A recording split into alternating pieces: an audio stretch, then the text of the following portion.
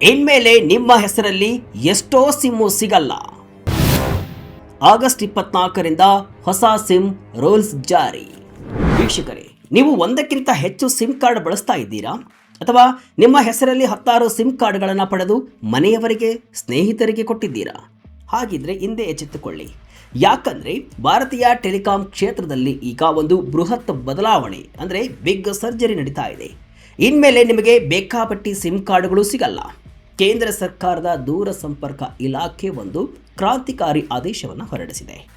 August 24, 2026ರಿಂದ ಜಾರಿಗೆ ಬರುವ ಈ ನಿಯಮದ ಪ್ರಕಾರ ಒಬ್ಬ ವ್ಯಕ್ತಿ ಎಷ್ಟು ಸಿಮ್ ಕಾರ್ಡ್ ಹೊಂದಿರಬೇಕು ಎಂಬ ಮಿತಿಯನ್ನು ಸರ್ಕಾರ ಕಟ್ಟುನಿಟ್ಟಾಗಿ ಜಾರಿಗೊಳಿಸ್ತಾ ಇದೆ.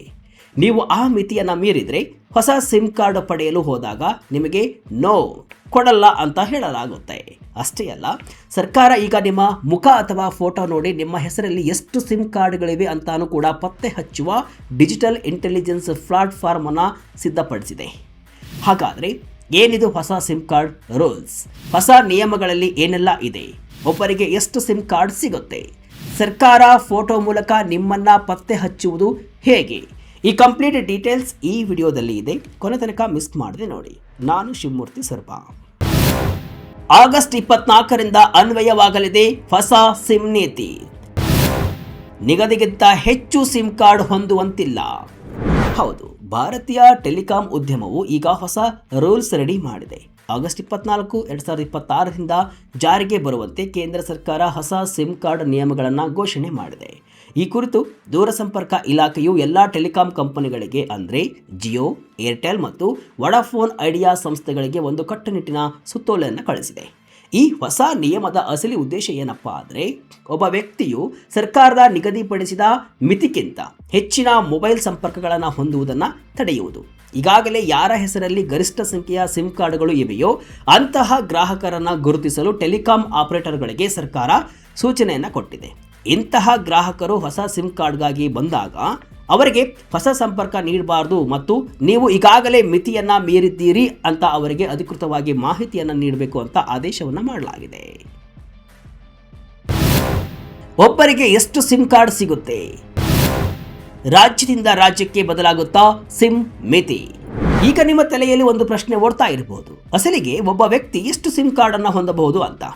ಭಾರತದ ಪ್ರಸ್ತುತ ಕಾನೂನಿನ ಪ್ರಕಾರ ಸಾಮಾನ್ಯವಾಗಿ ಭಾರತದ ಹೆಚ್ಚಿನ ಭಾಗಗಳಲ್ಲಿ ಒಬ್ಬ ವ್ಯಕ್ತಿ ತನ್ನ ಹೆಸರಿನಲ್ಲಿ ಗರಿಷ್ಠ 9 ಮೊಬೈಲ್ ಸಿಮ್ ಕಾರ್ಡ್ಗಳನ್ನು ಹೊಂದಬಹುದು. ಅಂದರೆ ಜಿಯೋದಲ್ಲಿ 2, ಏರ್ಟೆಲಲ್ಲಿ 3, ಹೀಗೆ ಒಟ್ಟು ಸೇರಿಸಿ 9 ಮೀರುವಂತಿಲ್ಲ. ವಿಶೇಷ ರಾಜ್ಯಗಳಲ್ಲಿ ಇದಕ್ಕೆ ಮಿತಿ ಕಡಿಮೆ. ಜಮ್ಮು ಮತ್ತು ಕಾಶ್ಮೀರ, ಅಸ್ಸಾಂ ಮತ್ತು ಈಶಾನ್ಯ ರಾಜ್ಯಗಳ ನಿವಾಸಿಗಳಿಗೆ ಈ ಮಿತಿ ಇನ್ನೂ ಕಡಿಮೆ ಇದೆ. ಅಂದರೆ ಇಲ್ಲಿನ ಜನರು ತಮ್ಮ ಹೆಸರಿನಲ್ಲಿ ಗರಿಷ್ಠ 6 ಸಿಮ್ ಕಾರ್ಡ್ಗಳನ್ನು ಮಾತ್ರ ಹೊಂದಲು ಅವಕಾಶವಿದೆ. ಆಗಸ್ಟ್ 24ರಿಂದ ನೀವು ಈ ಮಿತಿಯನ್ನು ತಲುಪಿದರೆ ನೀವು ಯಾವ ಕಂಪನಿಯ ಸಿಮ್ ಕಾರ್ಡ್ ತೆಗೆದುಕೊಳ್ಳಲು ಹೋದರೂ ಕೂಡ ಟೆಲಿಕಾಂ ಕಂಪನಿಗಳು ಅದನ್ನು ತಕ್ಷಣವೇ ಪತ್ತೆ ಹಚ್ಚಲಿವೆ. ಒಂದು ಕಂಪನಿಯಲ್ಲಿ ಮಿತಿ ಮುಗಿದಿದೆ ಅಂತ ಇನ್ನೊಂದು ಕಂಪನಿಯ ಹತ್ತಿರ ಹೋದರೂ ಕೂಡ ನಿಮ್ಮ ಆಧಾರ್ ಮತ್ತು ಫೋಟೋ ಮೂಲಕ ನಿಮ್ಮನ್ನು ಕಂಡುಹಿಡಿಯಲಾಗುತ್ತೆ. ಫೋಟೋ ಮೂಲಕ ಸಿಮ್ ಕಾರ್ಡ್ ದಂಧೆಗೆ ಬ್ರೇಕ್. ಡಿಜಿಟಲ್ ಇಂಟೆಲಿಜೆನ್ಸ್ ಪ್ಲಾಟ್ಫಾರ್ಮ್ ಅಂದರೆ ಏನು?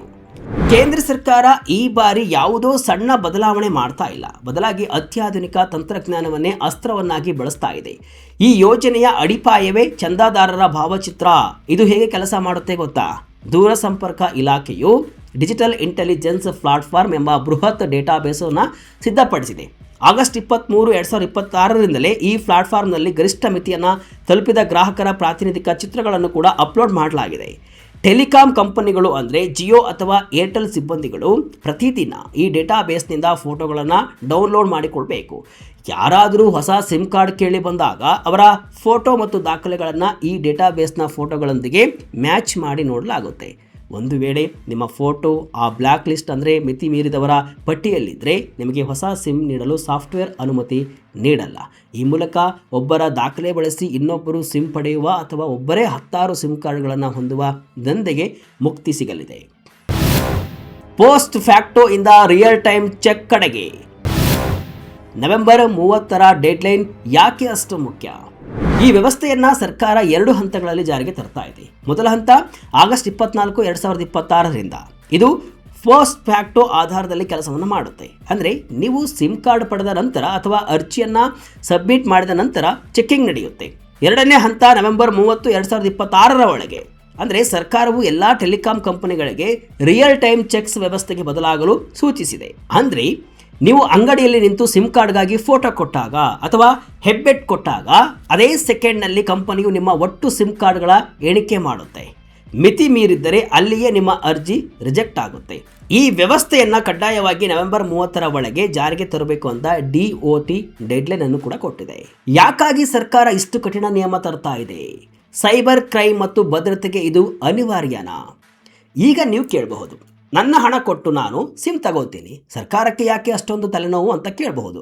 ವೀಕ್ಷಕರೇ, ಇದರ ಹಿಂದೆ ಒಂದು ದೊಡ್ಡ ಸುರಕ್ಷತಾ ಕಾರಣವಿದೆ. ಸೈಬರ್ ಕ್ರೈಮ್ ತಡೆ. ಇತ್ತೀಚಿನ ದಿನಗಳಲ್ಲಿ ಸೈಬರ್ ದರೋಡೆಕೋರರು ಒಂದೇ ಹೆಸರಲ್ಲಿ 10 ಸಿಮ್ ಕಾರ್ಡ್ ಪಡೆದು ಜನರಿಗೆ ಮೋಸ ಮಾಡಲು ಬಳಸ್ತಿದ್ದಾರೆ. ಒಂದು ನಂಬರ್ ಸಿಕ್ಕಿಬಿದ್ರೆ ಇನ್ನೊಂದು ನಂಬರ್ ಬಳಸ್ತಾ ಇದ್ರು. ಈ ಹೊಸ ನಿಯಮದಿಂದ ಅಂತಹವರಿಗೆ ಬ್ರೇಕ್ ಬೀಳಲಿದೆ. ನಕಲಿ ದಾಖಲೆಗಳ ಬಳಕೆ. ಅನೇಕ ಬಾರಿ ಜನರ ಗಮನಕ್ಕೆ ಬರದೆ ಅವರ ಹೆಸರಲ್ಲಿ ಬೇರೆಯವರು ಸಿಮ್ ಕಾರ್ಡನ್ನು ಪಡೆದಿರ್ತಾರೆ, ಗೊತ್ತೇ ಆಗಲ್ಲ. ಈಗ ಫೋಟೋ ಆಧಾರಿತ ಚೆಕ್ಕಿಂಗ್ ಬರುವುದರಿಂದ ಅಂತಹ ವಂಚನೆಗಳನ್ನು ತಡೆಯಬಹುದು. ಇನ್ನು ರಾಷ್ಟ್ರೀಯ ಭದ್ರತೆ ಅಂದರೆ ವಿಶೇಷವಾಗಿ ಗಡಿ ಭಾಗಗಳಲ್ಲಿ ಅಕ್ರಮ ಸಿಮ್ ಕಾರ್ಡ್ಗಳ ಹಾವಳಿ ಈಗ ಹೆಚ್ಚಾಗ್ತಾ ಇದೆ. ಅಲ್ಲಿ 6 ಸಿಮ್ ಕಾರ್ಡ್ಗಳ ಮಿತಿ ಹೇರಿರುವುದೇ ಈ ಕಾರಣಕ್ಕೆ. ಈಗ ಅದನ್ನು ತಾಂತ್ರಿಕವಾಗಿ ಇನ್ನಷ್ಟು ಬಲಪಡಿಸಲಾಗ್ತಾ ಇದೆ. ಆಗ ಇದೆಲ್ಲವಕ್ಕೂ ಕೂಡ ಬ್ರೇಕ್ ಬೀಳಲಿದೆ. ಟೆಲಿಕಾಂ ಕಂಪನಿಗಳಿಗೆ ನೀಡಿದ ಖಡಕ್ ಎಚ್ಚರಿಕೆ ಏನು? ತಾಂತ್ರಿಕ ಮತ್ತು ಸಾಂಸ್ಥಿಕ ಕ್ರಮಗಳು ಕಡ್ಡಾಯ. ದೂರಸಂಪರ್ಕ ಇಲಾಖೆಯು ಕೇವಲ ನಿಯಮ ಮಾಡಿ ಸುಮ್ಮನಾಗಿಲ್ಲ. ಆಗಸ್ಟ್ 24ರಿಂದ ಟೆಲಿಕಾಂ ಕಂಪನಿಗಳು ಸೂಕ್ತವಾದ ತಾಂತ್ರಿಕ ಮತ್ತು ಸಾಂಸ್ಥಿಕ ಕ್ರಮಗಳನ್ನು ತೆಗೆದುಕೊಳ್ಳಲೇಬೇಕು ಅಂತ ಸುತ್ತೋಲೆಯನ್ನು ಕೂಡ ತಿಳಿಸಿದೆ. ಇದರ ಅರ್ಥವೇನಪ್ಪ ಅಂದರೆ, ಸಿಮ್ ಕಾರ್ಡ್ ವಿತರಿಸುವ ಪ್ರತಿಯೊಂದು ಕೇಂದ್ರದಲ್ಲೂ ಈ ಹೊಸ ಸಾಫ್ಟ್ವೇರ್ ಇರಬೇಕು.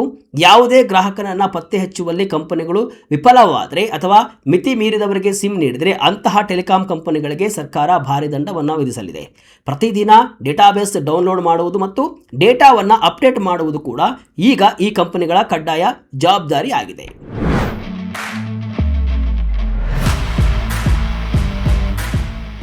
ವೀಕ್ಷಕರೇ, ಭಾರತ ಸರ್ಕಾರದ ಈ ಹೊಸ ಸಿಮ್ ಕಾರ್ಡ್ ನೀತಿಯು ಸೈಬರ್ ಅಪರಾಧಗಳಿಗೆ ಕಡಿವಾಣ ಹಾಕುವ ನಿಟ್ಟಿನಲ್ಲಿ ಒಂದು ಕ್ರಾಂತಿಕಾರಿ ಹೆಜ್ಜೆ ಅಂತಾನೆ ಹೇಳಬಹುದು. ಆಗಸ್ಟ್ 24, 2026ರಿಂದ ಜಾರಿಗೆ ಬರುವ ಈ ನಿಯಮವು ಕೇವಲ ಸಿಮ್ಗಳ ಸಂಖ್ಯೆಯನ್ನು ಸೀಮಿತಗೊಳಿಸುವುದು ಮಾತ್ರವಲ್ಲದೆ ಅತ್ಯಾಧುನಿಕ ಭಾವಚಿತ್ರ ಆಧಾರಿತ ತಂತ್ರಜ್ಞಾನದ ಮೂಲಕ ಪಾರದರ್ಶಕತೆಯನ್ನು ಕೂಡ ತರಲಿದೆ.